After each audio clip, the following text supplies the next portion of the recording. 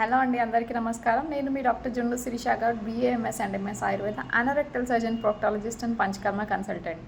ఇందులో చాలామంది కొలెస్ట్రాల్తో ఇబ్బంది పడుతూ ఉన్నారు. ఇంకొంతమందికి అయితే బాడీ పైన హ్యాండ్స్ కానీ, లెగ్స్ కానీ, పొట్ట మీద కానీ, బ్యాక్ కానీ, ఆర్మ్స్ దగ్గర, థైస్ దగ్గర లైపోమా అంటారు. అంటే ఫ్యాట్ అనేది మొత్తం పేరుకుపోయి ఇట్లా చిన్న గడ్డల్లాగా ఏర్పడుతూ ఉంటుంది. దాన్ని లైపోమా అని అంటారు.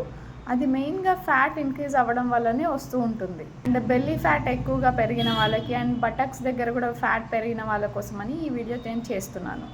సో కొలెస్ట్రాల్ ఎక్కువగా ఉన్నవాళ్ళు, ట్రైగ్లిజరైడ్స్ కానీ కొలెస్ట్రాల్ కానీ ఎక్కువగా ఉన్నవాళ్ళు ఎలాంటి ఫుడ్ తీసుకోవాలి అండ్ ఆ ఫుడ్లో ఏం ఎక్కువ తీసుకోవాలి అనే దాని గురించి ఇప్పుడు నేను చెప్పబోతున్నాను.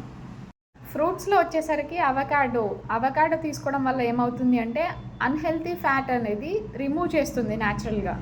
అండ్ యాపిల్ ఏం చేస్తుంది అంటే ఎక్సెస్ ఫ్యాట్ ఏదైతే ఉంటుందో అది దాన్ని క్లీన్ చేసేస్తుంది.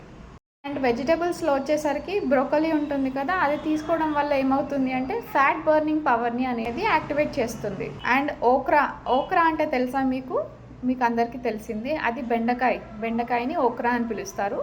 అది తీసుకోవడం వల్ల LDL అంటే లో డెన్సిటీ లైపోప్రోటీన్ అంటే బ్యాడ్ కొలెస్ట్రాల్ అనేది తగ్గుతుంది. అండ్ టీస్లో వచ్చేసరికి గ్రీన్ టీ తీసుకోవాలి. గ్రీన్ టీ తీసుకోవడం వల్ల ఫ్యాట్ అనేది రెడ్యూస్ అవుతుంది న్యాచురల్గా.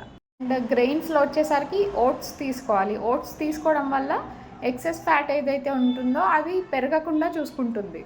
అండ్ నట్స్లో వచ్చేసరికి వాల్నట్స్ తీసుకోవాలి. వాల్నట్స్ అనేటివి ఫ్యాట్ని బ్యాలెన్స్ చేస్తాయి. ఆయిల్స్లో వచ్చేసరికి ఆలివ్ ఆయిల్ తీసుకోవాలి. అది బ్యాడ్ కొలెస్ట్రాల్ని తగ్గించి అండ్ బ్లాక్స్ అనేటివి ఫామ్ అవ్వకుండా చూసుకుంటుంది. హార్ట్ స్ట్రోక్ కానీ, కార్డియాక్ ఫెయిల్యూర్ కానీ అవ్వకుండా చూసుకుంటుంది.